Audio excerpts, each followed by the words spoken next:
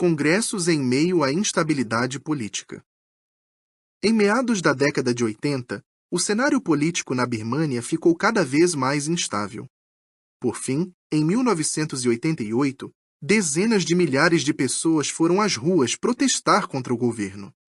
Mas a manifestação foi rapidamente reprimida e a maior parte do país ficou sob lei marcial.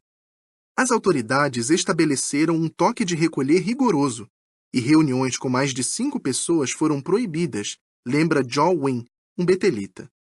Estávamos na dúvida se deveríamos cancelar os congressos de distrito que estavam programados. Mas, com fé em Jeová, contatamos o comandante militar da região administrativa de Yangon e pedimos permissão para realizar um congresso para 1.000 pessoas. 2 dias depois, recebemos a permissão. Quando mostramos a autorização para autoridades em outros lugares, elas também deram permissão. Com a ajuda de Jeová, toda a série de congressos foi um enorme sucesso. Não deixamos de nos reunir. Depois dos tumultos de 1988, a situação econômica na Birmânia só piorou.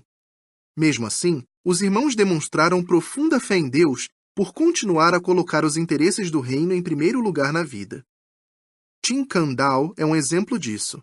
Ele morava com a família num povoado remoto em Sagaing.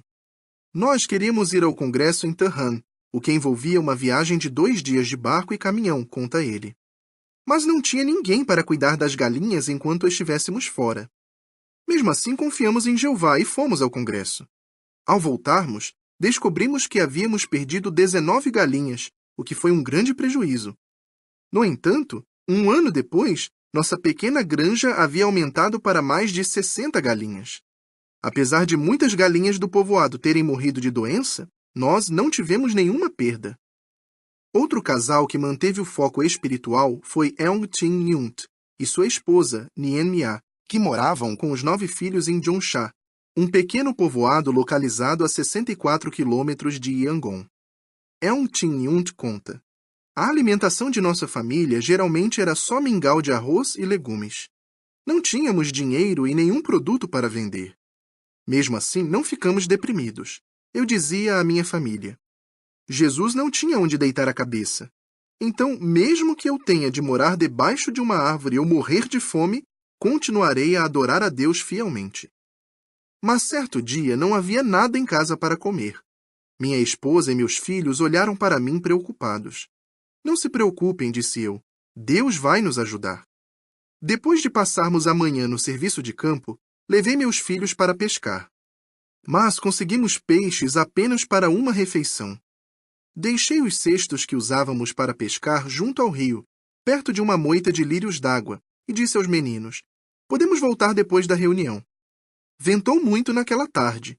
Quando voltamos, vimos que muitos peixes estavam escondidos entre os lírios d'água por causa do vento. Assim, baixamos os cestos e apanhamos muitos peixes. Nós os vendemos e deu para comprar comida para uma semana inteira. Vez após vez, os servos de Jeová em Mianmar têm vivenciado o cumprimento da consoladora promessa de Deus. De modo algum te deixarei, e de modo algum te abandonarei. Assim, eles dizem sem hesitação: Jeová é o meu ajudador. Não terei medo.